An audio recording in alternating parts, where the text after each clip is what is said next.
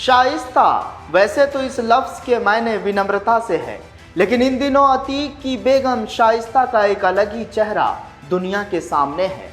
वो चेहरा जिसमें शाइस्तगी तो नहीं है बल्कि सख्ती है। वो चेहरा जो अपने शोहर के हर गुनाह की राजदार है। वो चेहरा जो अतीक के जेल जाने से लेकर उसके मरने तक उसके जुर्म के काले साम्राज्य की वारिस है। और वो चेहरा जो पुलिस की नज़र में हर साजिश की खुली किताब है। लेकिन कहानी में आगे बढ़ने से पहले मेरी एक छोटी सी अपील आप दर्शकों से। मैं आने वाले रविवार तक किसी ज़रूरी काम से बाहर जा रहा हूँ, लेकिन कहानी आने का सिलसिला थमेगा नहीं।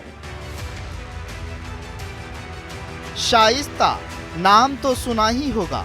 माफिया रहे अतीक की बीवी शाइस्ता इन दिनों फरारी काट रही है।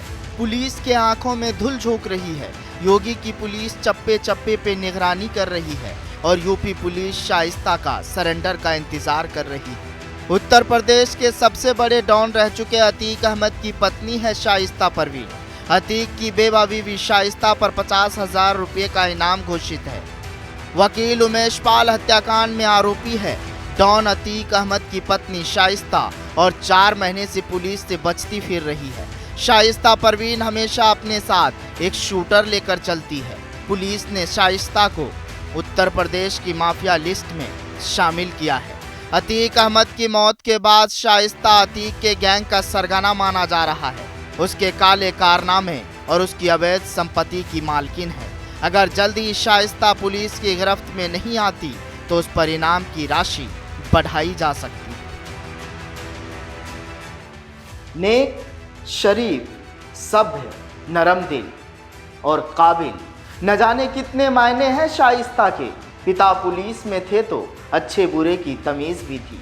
पढ़ाई लिखाई का शौक था तो ग्रेजुएशन भी किया, मगर फिर उस पुलिस वाले की बेटी की शादी एक मुजरिम से हो गई। जब वो शादी के बाद मायके से ससुराल पहुंची तब भी वो बिल्कुल अपने नाम जैसी ही थी, शाइस्ता।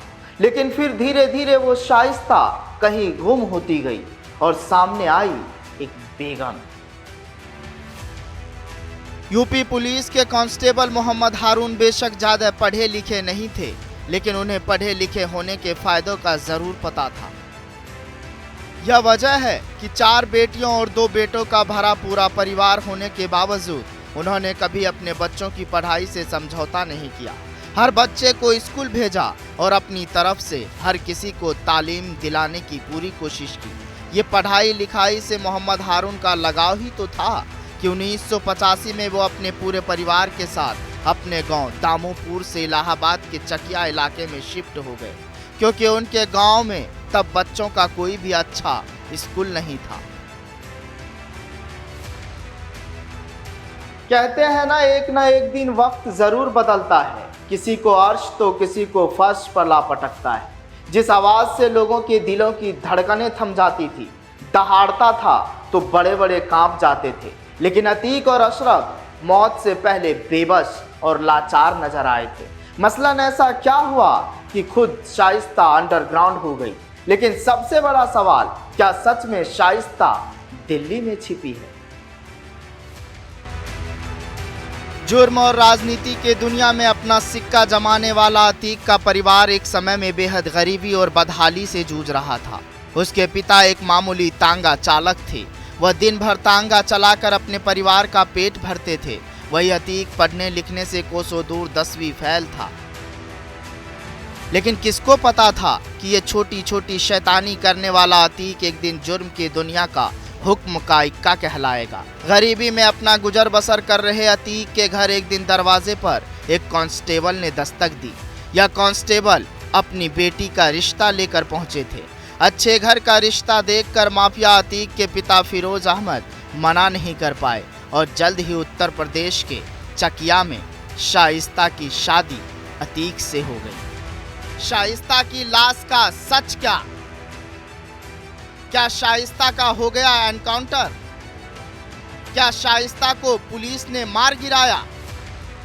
हर खबर पर हमारी पैनी नजर।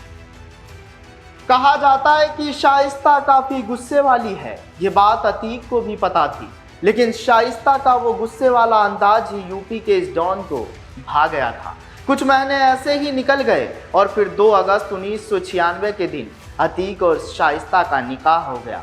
पुलिस क्वार्टर में रहने वाली शाइस्ता अतीक के काले कारनामों से बने महलों की दुल्हन बन गई थी।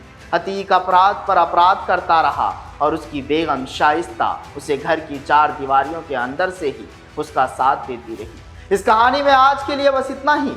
अब हमारी मुलाकात रविवार को होगी, लेकिन खबरों का सिलसिला यूं ही जारी रहेगा। अपना बहुत ख्याल रखिएगा। देखते रहिए जनतंत्र टीवी। नमस्कार। ब्यूरो रिपोर्ट, जनतंत्र टीवी।